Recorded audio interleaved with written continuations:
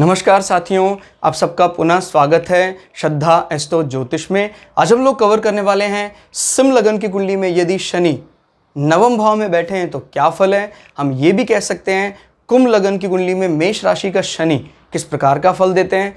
तो आइए शुरुआत करते हैं। प्रथम भाव से गिनते हैं तो ये आता है नवम भाव, नौवा भाव। नौवा भाव क्या बताता है?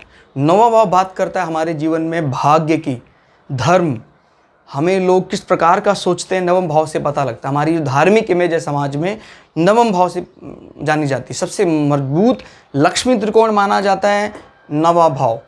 नवे भाव का स्वामी अगर मजबूत अवस्था में है तो यकीन मानिए उसके जीवन में भाग्य की कोई कमी नहीं रहती है। उसको लगता है मैं बहुत भाग्यवान हूँ। क्लियर हो गया।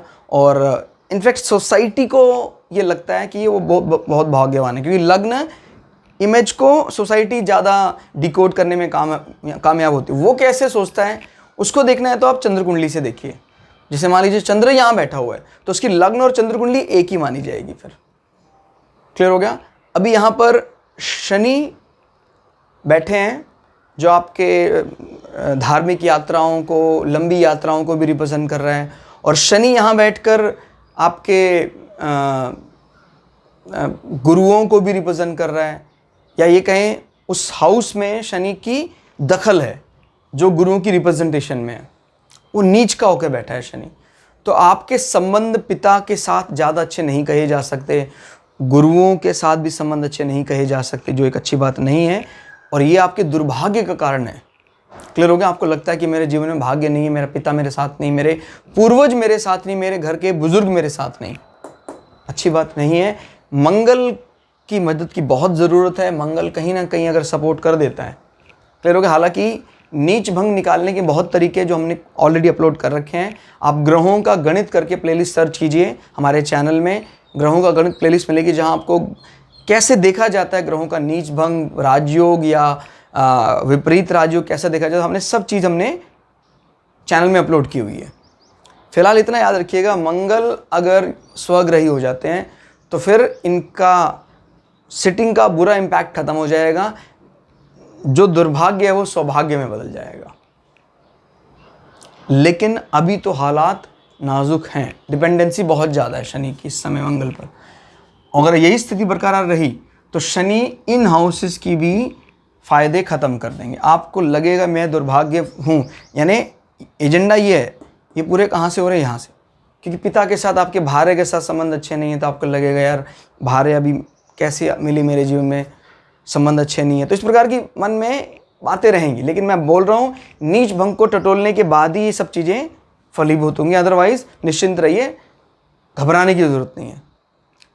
आपके जीवन में बीमारियां, रोग, ये सब नवम भाव को पीड़ित कर रहे हैं। यानी हम कह सकते हैं आपका नवम भाव यानी आपकी जंघा, आपकी जांग, पैर का ऊपरी हिस्सा कहीं तकलीफ का कारण हो सकता है। आपको लगेगा कि यार बीमारियां वहाँ बैठी हैं, ये कमज़ोर हो सकता है हिस्सा। क्लियर हो गया। और हो सकता है इसको रिकवर करने के लिए ही काफ़ी जीवन में ऋण, लोन, ये सब चीज़ें लेनी पड़े। मंगल मजबूत अवस्था में तो टेंशन लेने की ज़रूरत नहीं है।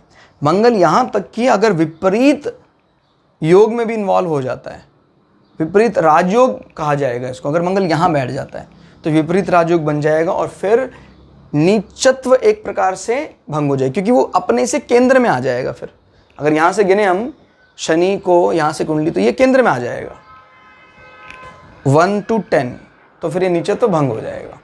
कई तरीके हैं नीचत्व भंग होने के, वो आप देखिए हमारे वीडियो ग्रहों का गणित में, क्लियर हो जाएगा आपको। और यहाँ से अगर गिने 1 2 3 4, तो कहा जाता है शत्रुओं का जो खुद का मकान वो आपको कष्ट देगा। हाँ, हो सकता है शत्रु आपके आस पड़ोस में रहते हों और उनसे आपको काफ़ी ज़्यादा पीड़ा होती हो। 1 2 3 4 उनका मकान आपके पड़ोस में है जो कष्ट का कारण है, जो इनफैक्ट आपके भाग्य को भी कमज़ोर करता है। आपके पिता के लिए भी वो ज़्यादा अच्छा नहीं है, पिता का हाउस भी है। तो अगर रेमेडी के तौर की बात करें तो सबसे पहले इन लोगों को गुरु बनाना चाहिए। चाहे पिता को गुरु बना लें, गुरु निश्चित रूप से बनाना चाहिए। गुरु नहीं होगा तो कुछ नहीं हो सकता ऐसी कुंडली में कुछ। अब गुरु का अर्थ ये नहीं है, मैं किसी व्यक्ति विशेष पर नहीं बोलना चाहूँगा, गुरु का अर्थ ये नहीं होता भी आपने 1 लाख लोगों को माइक पे बैठ के गुरु दक्षिणा या गुरु मंत्र दे दिया, गुरु बन गए सारे। जिससे आप पर्सनली कंसर्न कर सकें, बातचीत कर सकें, जीवन के विषयों पर समाधान ले सकें, वो आपका गुरु कहलाने के योग्य है। क्लियर हो गया? ऐसे किसी गुरु का वर्णन किसी शास्त्र में नहीं मिलता है जो यहाँ माइक पर 2 करोड़ लोगों को एक साथ गुरु मंत्र दे देते हैं। ऐसे किसी गुरु का वर्णन हमने तो किसी शास्त्र में सुना नहीं। उन्होंने अपने आप शास्त्र कोई बना लियो तो उसके बारे में नहीं बता सकते हैं। आप बड़े भाग्यशाली हैं कि आपके जीवन में आज भी ऐसे मेंटर हैं जिनसे आप पर्सनली कंसल्ट कर सकते हैं। पर्सनली का मतलब पर्सनली होता है बस। क्लियर हो रहा है? कहता जी मैं तो उनको मैसेज देता हूँ तो मुझे मैसेज कन्वे हो जाता है। अभी बात वो नहीं हो रही है। पर्सनल मीट करने का अर्थ आपका 9th हाउस मजबूत अवस्था में है। फिर हम देखते हैं दृष्टियों की बात। 1 2 3 4 3 यहाँ बैठकर आय के साधनों को कहीं ना कहीं ध्यान रखेंगे, आय के साधनों को बढ़ाएंगे। तो ये एक सांस की बात है, एक अच्छी बात है कि चलो आय तो एटलीस्ट बढ़ी हुई। अगर बुध अच्छी अवस्था में है तो फिर आपको आय के लिए तो ज़्यादा टेंशन लेने की जरूरत नहीं है, बुध अच्छी अवस्था में, क्योंकि शनि भी सपोर्ट करने के लिए तैयार है। 3 उसके बाद 7, इसमें आपके छोटे भाई बहन इन कष्टों में बड़ा साथ देंगे आपका। उच्च दृष्टि से देख रहा है शनि आपके छोटे भाई बहनों को। छोटे भाई बहन इनफैक्ट आपके पराक्रम को बनाए रखेंगे, मोटिवेशन को बनाए रखेंगे। 7 8 9 10 शनि अपने घर को देख रहा है, ये भी अच्छी बात है। पराक्रम और फिनिशिंग टच, कहीं अगर मंगल का सपोर्ट मिल जाए ऐसी कुंडली में तो फिर तो बल्ले बल्ले हो जाए, क्योंकि शनि 3रे भाव को भी संभाल रहे हैं और 10वें भाव को भी संभाल रहे हैं। ऐसे व्यक्तियों को जैसे स्पोर्ट्समैन स्पिरिट अगर कोई ऐसी है तो ट्राई करना चाहिए मेडल वगैरह के लिए। अगर मंगल का नीच भंग हो गया है तो फिर शनि का नीच भंग हो गया है मंगल के ज़रिए, तो फिर ये लोग मेडल लेकर वापस आते हैं जीवन में। मतलब इनको पटकनी लगती है पहले तो, और उसके बाद ये लोग जी तोड़ मेहनत करते हैं और कुछ ना कुछ लेकर ही वापस आते हैं। तो दोस्तों ये था शनि का 9वें भाव में फल। कैसा लगा आपको कमेंट करके ज़रूर बताइएगा।